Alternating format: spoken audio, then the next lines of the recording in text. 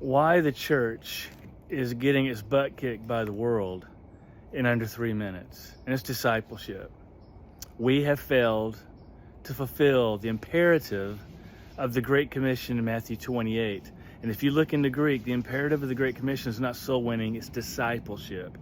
And it's discipleship because if you soul win but don't disciple, it stops with one generation. But if you disciple the person, and I'm going to explain what that is in just a minute, it'll continue on for spiritual generation after spiritual generation.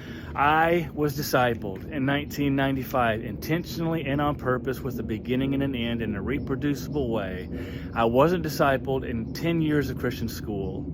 I wasn't discipled in Bible college when I graduated with a double major in Bible and pastoral theology. None of the pastors I worked for in churches of over 1,000 or under 1,000 understood I had never been discipled. It is a failure in the church. It's the Achilles heel of the church. Now, what is discipleship?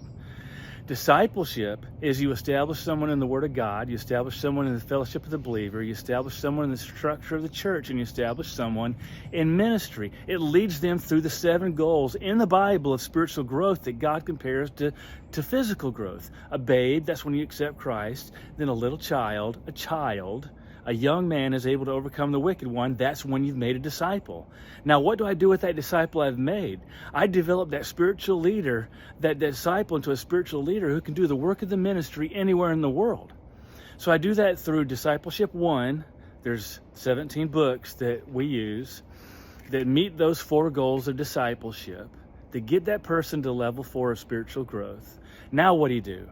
You've discipled them. They can lead someone to Christ. They can disciple somebody.